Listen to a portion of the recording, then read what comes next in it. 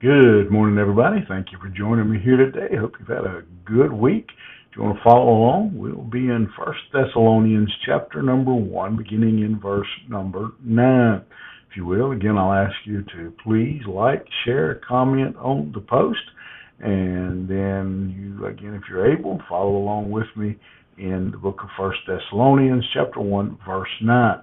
For they themselves report concerning us the kind of reception we had among you, how you turned to God from idols to serve the living and true God, and to wait for his Son from heaven, whom he has raised from the dead, Jesus, who delivers us from the wrath to come.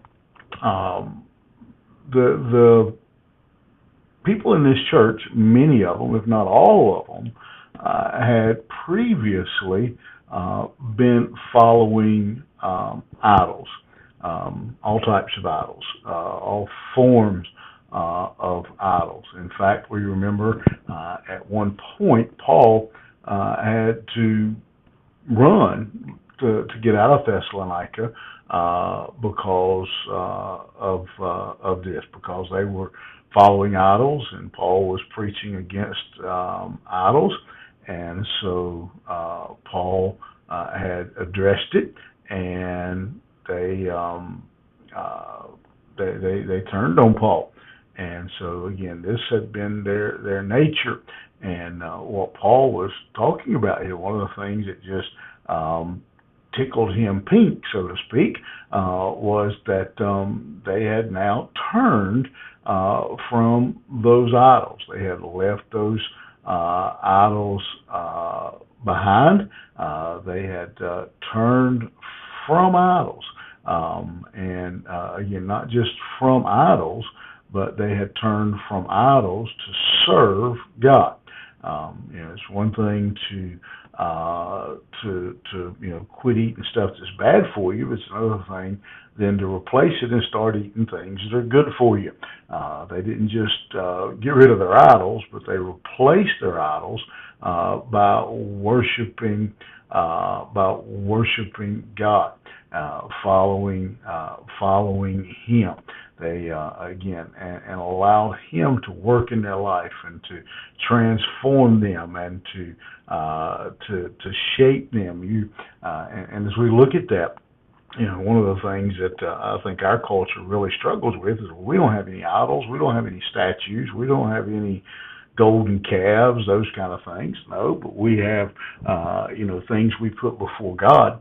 We have jobs and family and a lot of things that are not necessarily bad, but we place them before God. And when we do, those things have become an idol to us. And so they had turned to that. Why? They had turned because of the promise. Look what it says. You turned from God to serve the living and true God, and to wait for his Son from heaven, whom he raised from the dead, Jesus, who delivers us from the wrath to come. These, again, are people who are living by faith. They're not like some of the other people that Paul writes to in the New Testament. These people turn from their idols in faith and now wait patiently on the promise of the return of Jesus Christ. They have, again, had a transformation in their hopes and dreams. Now, again, they're looking forward to the day when Christ will come, and that's what they're waiting on. That's what they're looking forward to. That's what they believe in. And so they turned from idols to God for the purpose then of waiting on Jesus Christ, of seeing him return, seeing him come back. They're now living for him so that they can be delivered, it says, from the wrath to come. These two verses really are some great verses. They really tell us a lot about the folks here in this church. Again, we see what kind of people they were. Once upon a time, they followed idols, but then they turned, and they didn't just lay their idols down, but they laid their idols down and picked up God, started serving the living and true God. Why? Because they're waiting on his Son. They're waiting on the return of Jesus Christ. who has been resurrected from the dead. Why?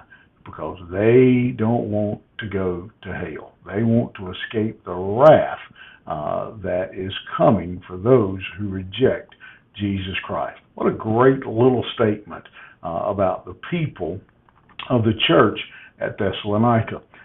And what a great model and example for us to turn from idols, follow God, look for Jesus, so that we can spend an eternity with Him. Great model. Think about it. You have a great day, and we'll see you here tomorrow morning.